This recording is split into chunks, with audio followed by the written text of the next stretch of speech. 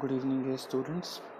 My name is Shubham Kumar. I am from Assam Don Bosco University, MSc second year. I am pursuing my Masters in Physics with specialization in high energy physics. Today I am going to discuss very important quantities actually, which are introduced in the chapter 1 itself of class 12 physics. I found that many students find these three quantities very confusing as well as very difficult to understand what is their actual implication. So as I have already told, it's already in the chapter first itself, so it forms a kind of a basis for what a student is going to learn throughout the year. So whether be competitive examinations or board examinations, these three quantities appear everywhere and they are very important for any budding either engineer or a physicist or a doctor. They have to understand these three topics. So what I am talking about is the quantities which are called electric field, electric force and electric potential. So as you can see, all three of them has electric name in them. The first term is electric itself. So the very important question that arises in the mind of a curious student who has just passed class 11th and came to class 12 is that are they same? And if they are not same, then what is their role? And what is the key word so that we can avoid confusion between these three quantities? So don't worry, I'll clear all your doubts regarding these three quantities in this video itself. So let's start. First and very most important thing is representation. Half of the problem is done if you know how to represent quantities very well. So for representation, I'll use these three quantities. I'll represent as E, V and F. So I'll represent electric field as E, which is a vector. As you are in class 12th, you probably know what are vectors and scalars. So this is a vector, that means you need both direction and as well as magnitude. Second quantity is electric force, which is F. It is also a vector since force is a vector. Third is electric potential V, which is a scalar. It's just a number. We don't need any direction to represent it. So now these three quantities, they are many problems. They are used. They can be interchanged from one to another, and they have a relation, a physical equation that relates all three of them from one another. So, but to understand that physically, let's understand the first quantity E, which is electric field. So, electric field, what is electric field E? Electric field E can be simply visualized by thinking of a garden sprinkler. What happens in garden? We have seen there's a very small pointy thing called hose which spreads water uniformly along all directions. As you can see, all three directions, it spreads water uniformly. We can think this point as a point source, which is a source q. This point can be thought of a charge. Now what happens is any point charge q which is placed on any point in this space actually radiates something outwards. You can see it. What it does is it just adjusts the surroundings of this space according to the value of charge q.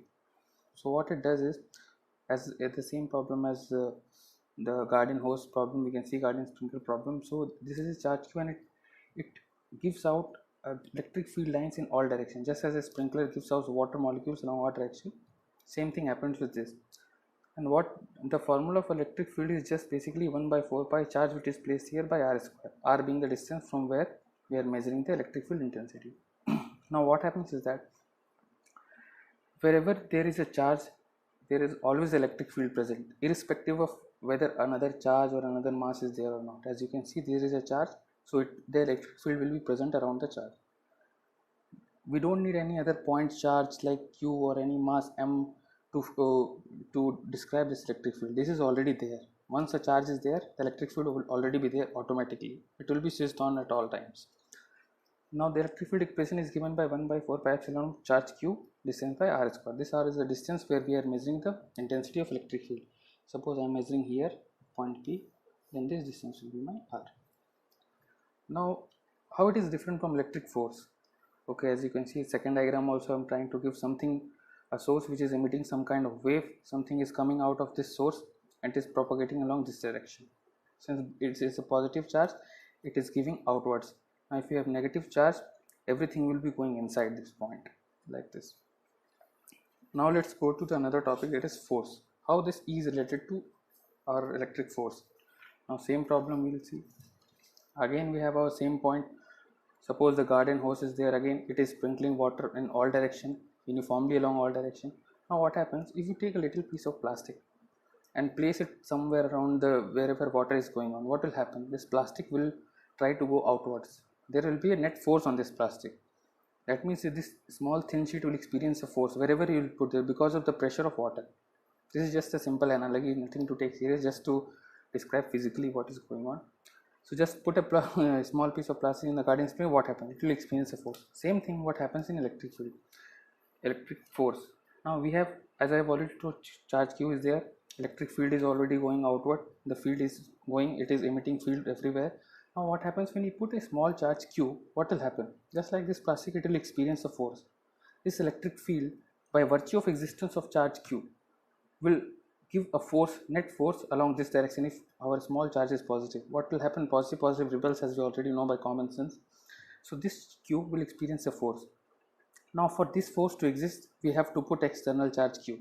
Just like for electric field to exist, we don't have to put anything. Once charge is there, the electric field will already be there. But to test this electric field, we have to put a charge q. Then only we will know that okay, there is a force here, so there is electric field, because you can't see the electric field here.